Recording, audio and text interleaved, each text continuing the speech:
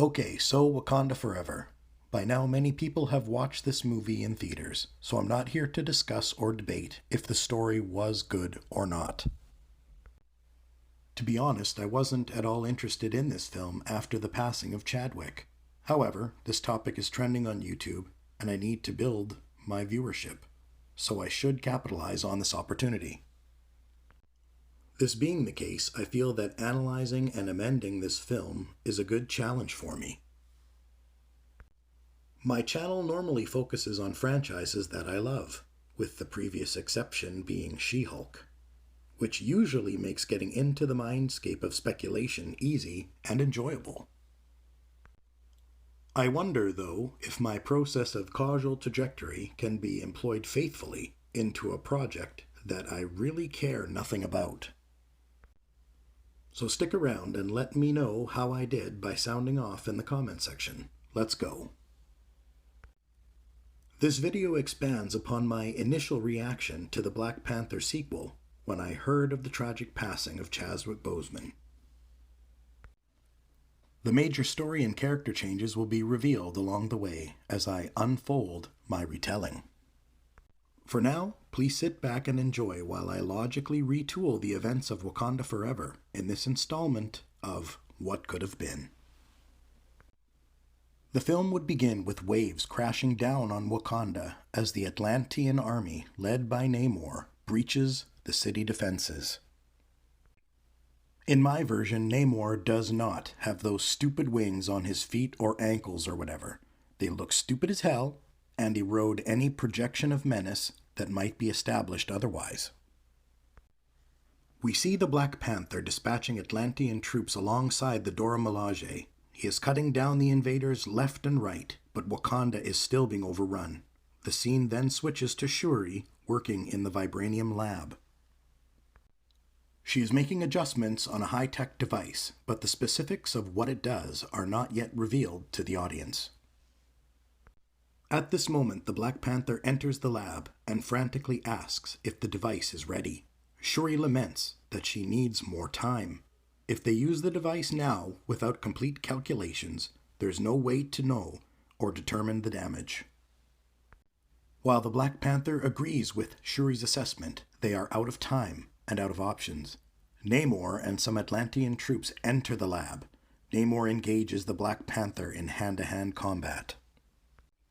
Shuri begins to dispatch the Atlantean troops using vibranium-based weapons and manages to take out several of them. Namor and the Black Panther appear to be evenly matched, and they have fought to a standstill. In frustration, Namor launches a spear, but the Black Panther dodges the projectile, only for it to strike Shuri's device. Ominous activity begins as the device appears to be gathering energy. The Black Panther pushes Shuri away from the device console. There is a blinding flash of light before an explosion levels the lab and the surrounding buildings. We then pick up to the theatrical movie opening. The tribute to T'Challa/Chadwick plays out the same way, although in my version, all we know is that he is dead. The circumstances leading up to and resulting in his demise will be revealed to the audience later. Just as in the theatrical movie, 1 year passes, and we see Ramonda seated on the throne as the acting queen.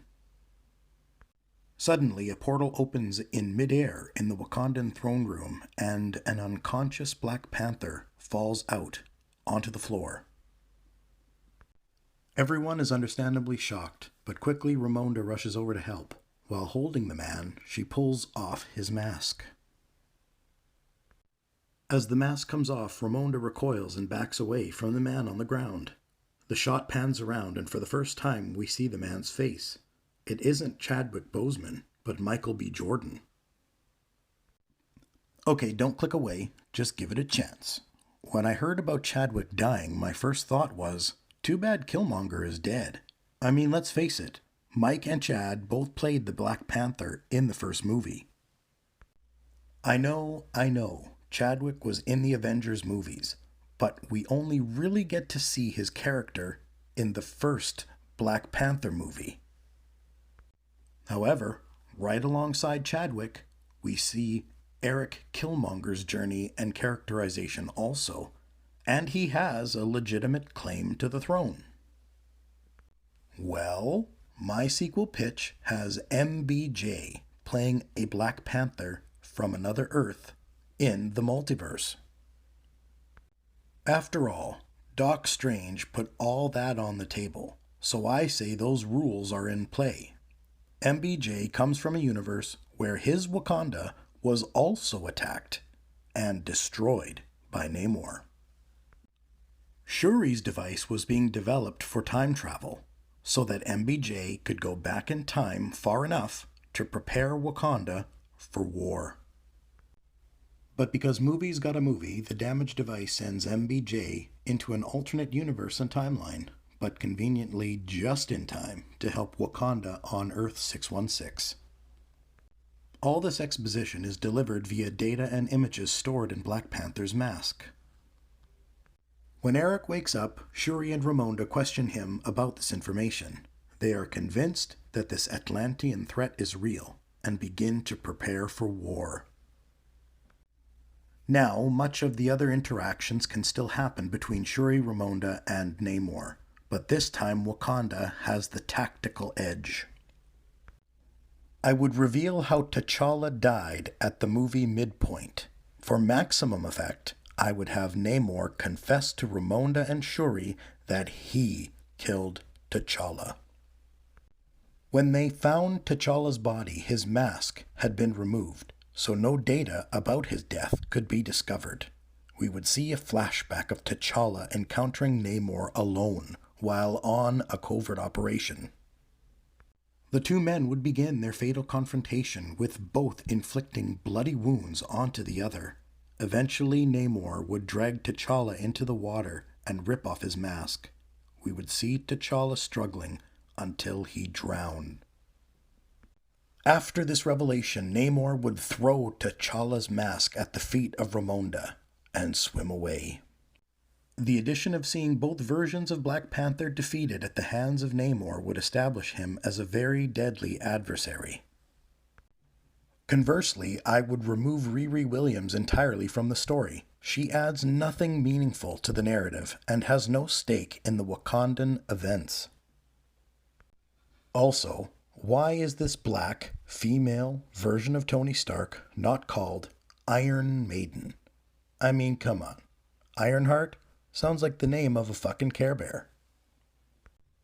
Finally, if making Shuri the next Black Panther is a must for Marvel, then I would have her suit up toward the end of the movie and fight alongside Eric. Having Eric lose once already to Namor on his Earth would add more weight to their final conflict, making his victory much more satisfying. After Namor is defeated and the Atlanteans are routed, I would have an agent from the Time Variance Authority arrive to take Eric back to his own dimension. Well, that's it. Did you enjoy my revisions? Would you have made different changes? Please let me know down below. Until next time. Walking around here with that ash on your head. Oh, it's funny. No, it's not. I told you. You look good.